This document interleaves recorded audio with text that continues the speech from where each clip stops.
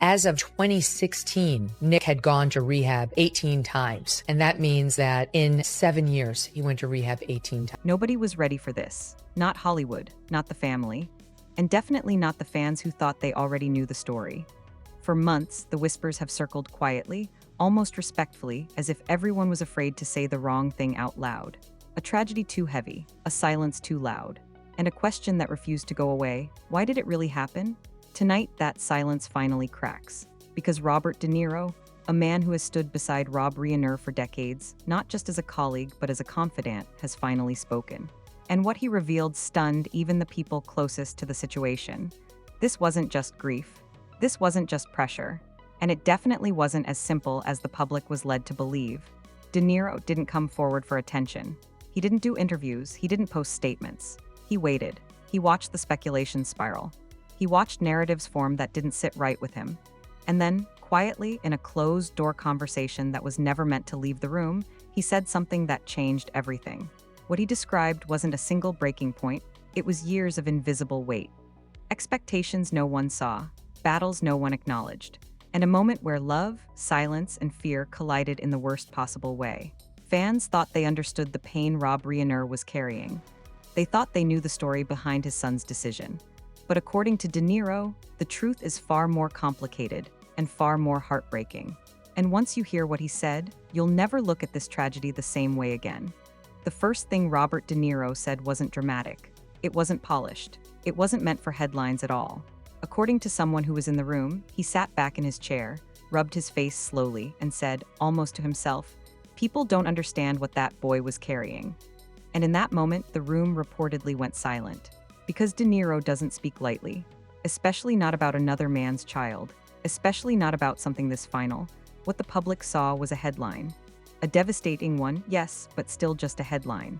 The son of a Hollywood legend, a tragic end, quiet statements, privacy requested, mourning in silence. What they didn't see, according to De Niro, was the long, slow unraveling that happened behind closed doors, far away from red carpets and movie premieres. De Niro and Rob Reiner's friendship goes back decades. Long nights after award shows. Private dinners where the talk wasn't about box office numbers, but about families, fears, regrets. De Niro reportedly watched Rob Reiner age differently than other men in Hollywood. Not physically, emotionally. The weight showed in his pauses, in how often he redirected conversations away from home. Rob loved his son fiercely, De Niro allegedly said. But love doesn't cancel pressure. Sometimes it multiplies it. According to insiders, Rob Reiner's son grew up in a house where greatness wasn't demanded, but it was always present. Legendary grandfather, iconic father, constant reminders of legacy, even when no one said the word out loud. Family friends would ask innocent questions. So what are you going to do? Are you into film too? Have you seen your dad's old movies yet? Each question harmless on its own. Together, crushing. De Niro reportedly said the boy never felt like he could fail quietly. If he struggled, it felt public even when it wasn't. If he pulled back, it was noticed. And if he succeeded, it was immediately compared. He didn't want to be Rob Reiner's son, De Niro allegedly said. He wanted to be invisible long enough to figure out who he was. That invisibility never came. Friends close to the family say there were moments when the son tried to step away entirely. Different cities, different social circles, long stretches where he avoided Hollywood spaces altogether. But the name followed him. The expectations followed him. And worst of all, the fear of disappointing a father he loved deeply followed him everywhere. De Niro reportedly emphasized something that hit hard. This wasn't about money, fame, or entitlement. People assume privilege protects you, he said. Sometimes it cages you. According to him, the son felt trapped between gratitude and suffocation. He knew how lucky he was and hated himself for still feeling overwhelmed. There were warning signs, De Niro suggested. Not dramatic cries for help, but subtle withdrawals, missed calls, delayed replies, a heaviness that lingered even during happy moments. Rob noticed, he worried.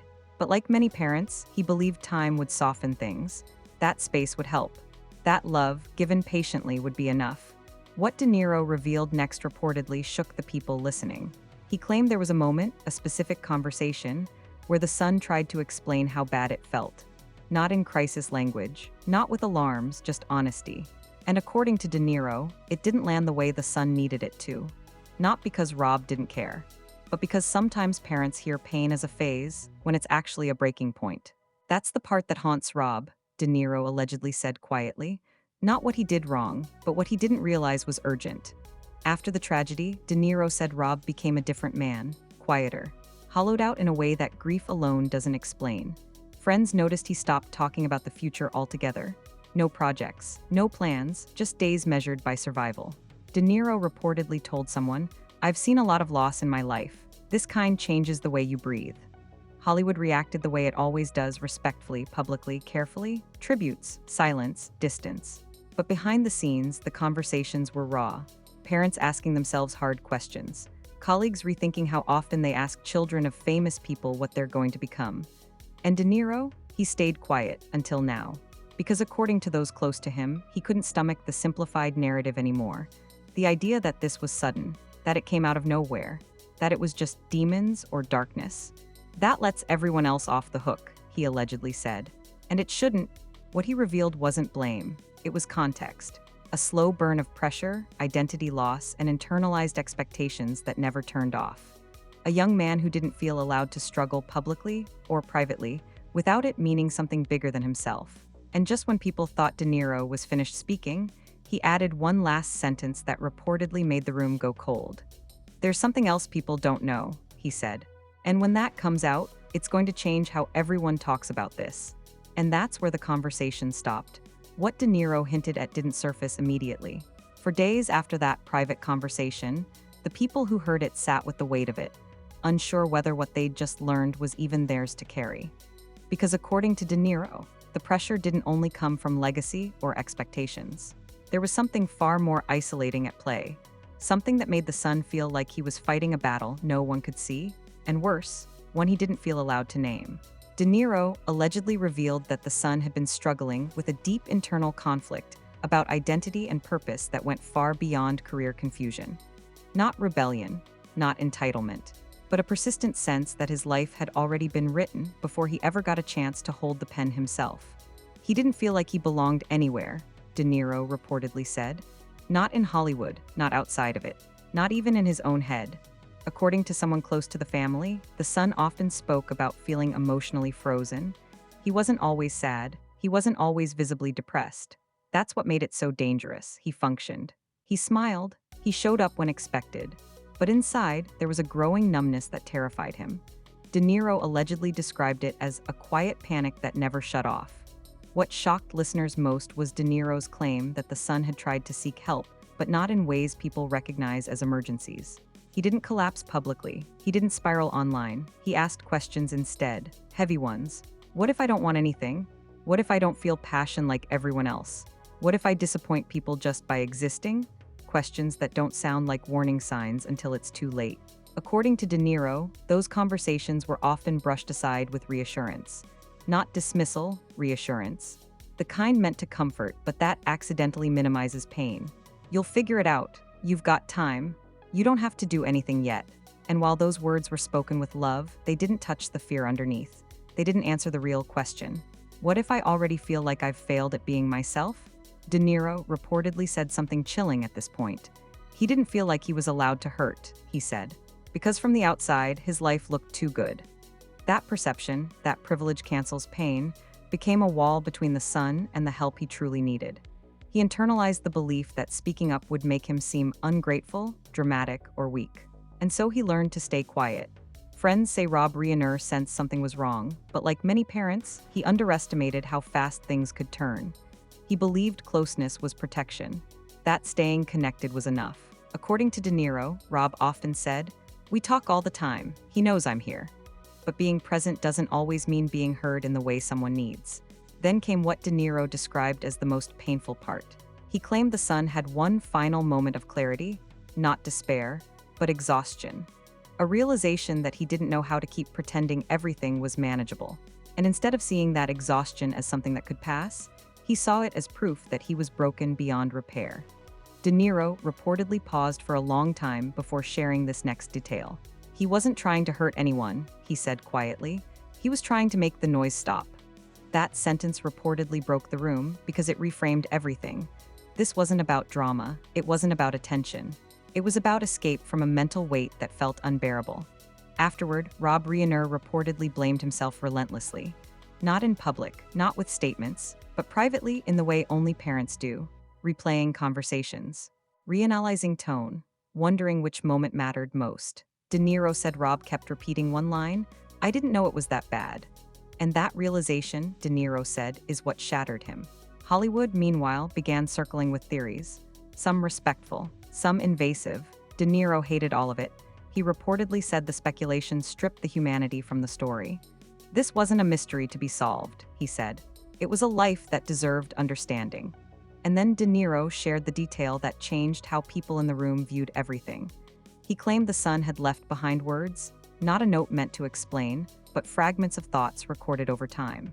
Not instructions, not blame, just reflections.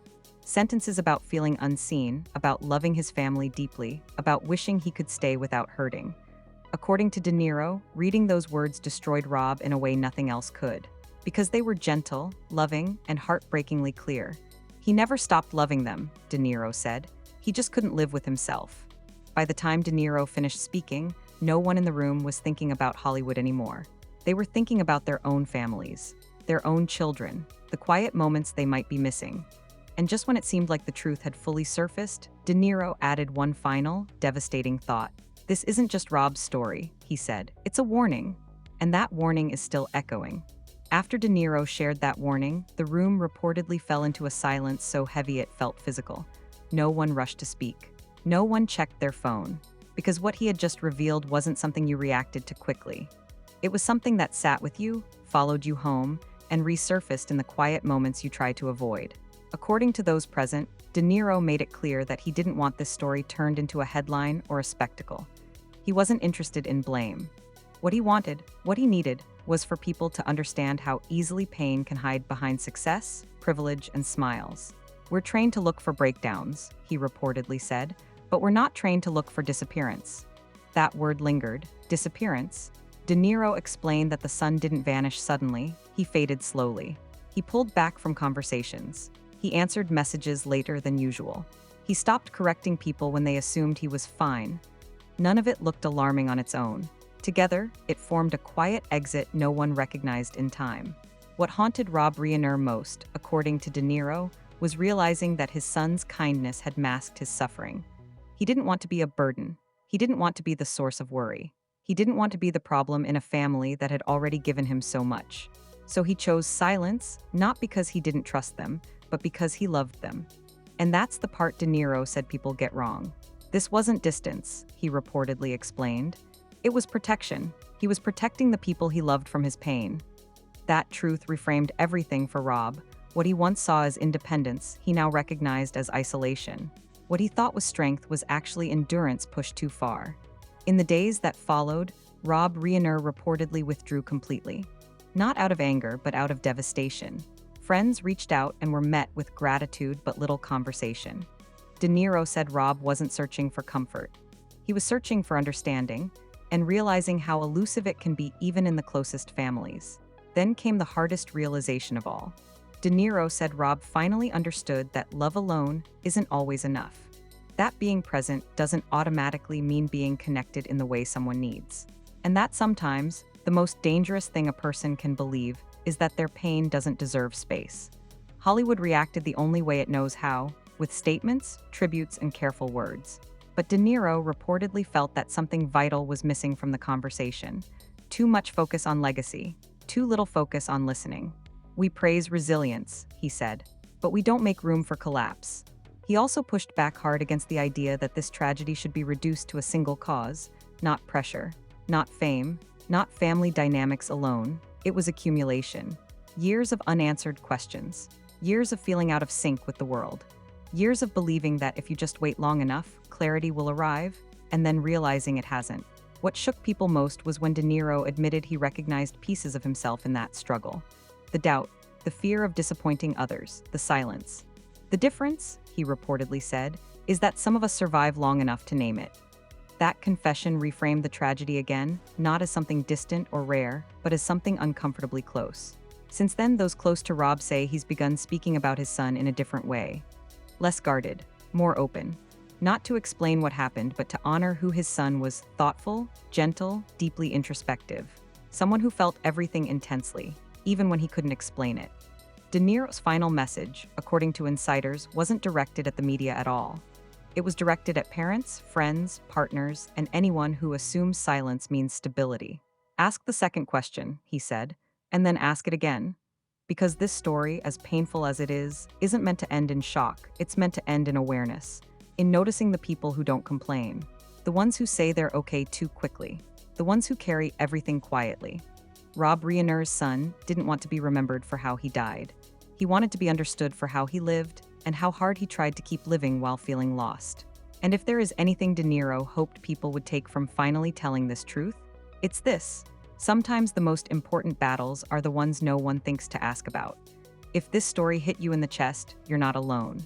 And if it made you stop, breathe, and think about someone in your own life, then this conversation matters more than ever. Stories like this don't surface just to shock us, they surface to wake us up. To remind us that behind famous last names, behind success, behind quiet smiles, there are real human beings carrying weight we don't always see.